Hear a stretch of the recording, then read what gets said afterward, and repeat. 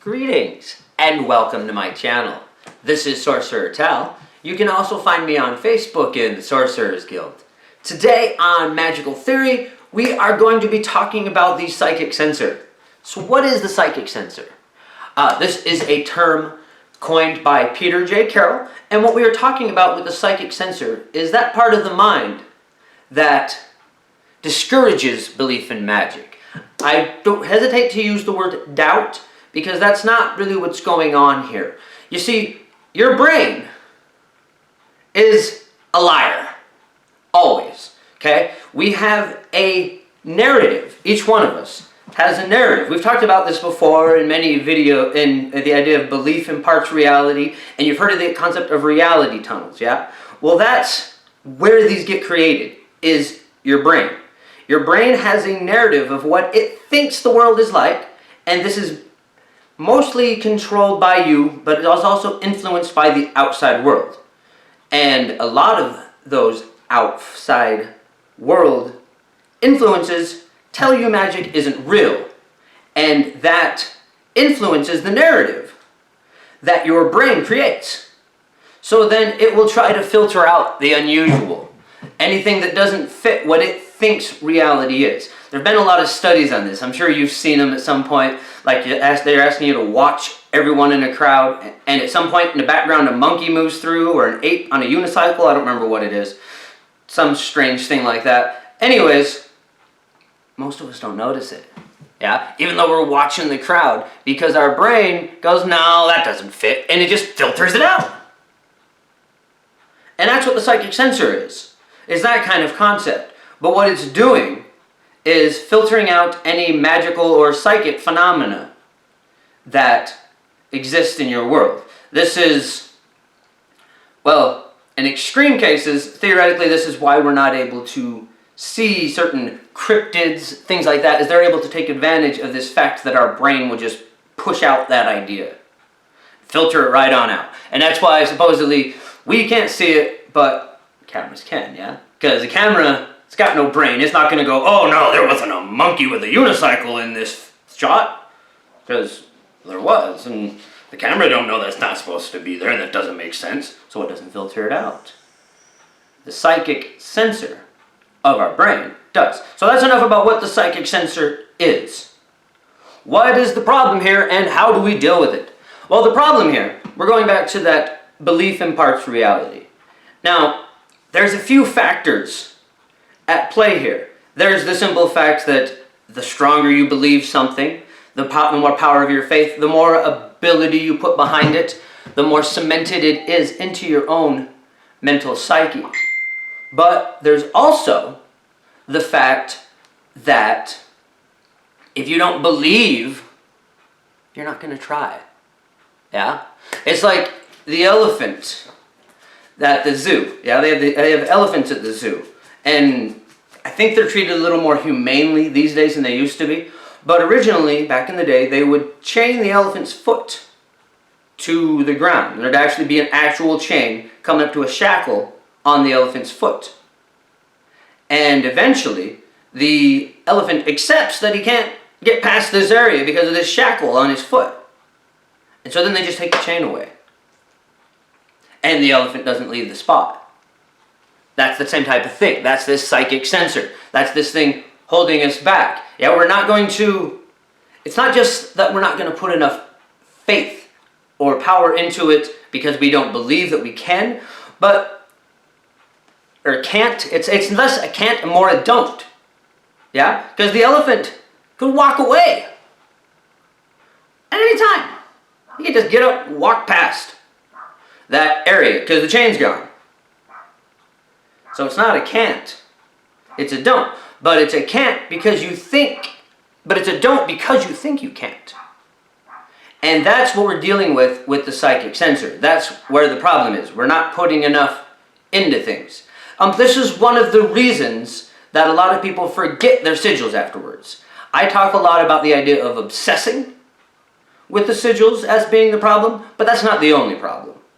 There's also doubt, circumventing the Psychic Censor. So that's why a lot of people will cast their sigils and then try to immediately forget. because they might doubt.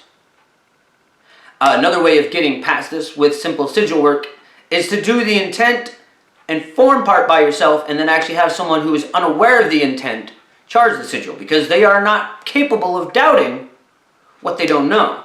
Yeah? They can't think, like you make a sigil to find a good chair at the show tonight, and you have someone else charge it. Well, they can't doubt that you're going to find a good chair at the show, because they don't know that's what the sigil's for. They can't doubt the outcome. And that helps prevent this psychic censor just a little bit, as long as they're believing that they're charging the sigil. Because there is, this psychic censor can pull out anywhere. It's that bit of doubt in the back of the mind. Now, I'm not saying that we should never doubt things. Yeah? That's an important distinction here. It's not about not doubting. It's about not doubting in that moment. In the moment of spellcasting. While we are in that moment, we want to leave this psychic censor behind. And how do we do that? Besides, like I said, forgetting the doubt, things like that. We can also use the law of aesthetics. This is one of the places where the law of aesthetics come in. Because if we present it to the brain properly, it's part of the narrative. Yeah? Eventually we want to change our narrative to magic exists, spells are real, but in order to get past this, we have to go through steps. The theater of spellcraft. That's why ritual and aesthetic components can be very important, especially for your early practitioners. It's not so much that they are needed, but that they are needed to convince your mind that spellcraft is occurring and that that is an acceptable narrative, and it doesn't need to filter it out.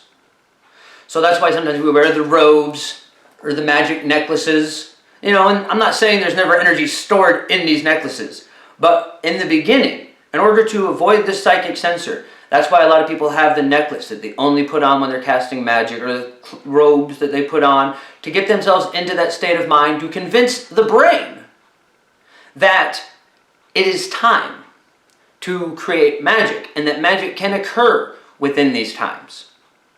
So we have to, rather than fight the narrative that magic doesn't exist, we want to put the right steps into the narrative so that magic does. Yeah? And that's why we need tools and steps. Sometimes these tools have more use than that. I'm not saying that that is the only purpose for any of these tools that I'm bringing up, but it is part. The sense memory of putting on the robe allows your brain to accept that magic is about to occur. And so that's where the law of aesthetics comes in here. And choosing the right aesthetic, knowing those things that convince your brain that spellcraft is about to occur. Okay, so let's see. We've covered a bit about what the psychic censor is, how to get over it, what the problem inherent with the psychic censor is. Let's see, is there anything else that we need to discuss here about what the psychic censor... Oh yes, the problems with it. It isn't just within your magic, clearly it's with observing things. Yeah? I mean, we filter out ghosts, shadow people. If these things are just flitted through the corner of our mind and we are completely in the narrative that they don't exist, well, now they have that spot. Yeah, I mentioned earlier in this video about certain cryptids being able to take advantage of this censor to essentially censor themselves out. Well, it's almost like an invisibility cloak or something, yeah, like in the old cliche of video games where without making eye contact, as long as they don't directly interact with you, there is possible ways to move within this psychic censor. In fact, I talked about that a bit in the obfuscation video, the one about using invisibility. I talked about that from the other perspective of actually taking advantage of this technique to get someone to not notice you or filter you out of their memories. And it's the same idea. If something's too bizarre, too outside the narrative, your brain will want to remove it. So we want to get our brain used to these ideas, more accepting of cognitive dissonance. Because, right, that's what we're really talking about here. With the psychic censor, we get down to the real core of it, It is the brain's aversion to cognitive dissonance. It is the brain's aversion to things that don't fit its narrative. That's what cognitive dissonance really means, right? And that's where it is.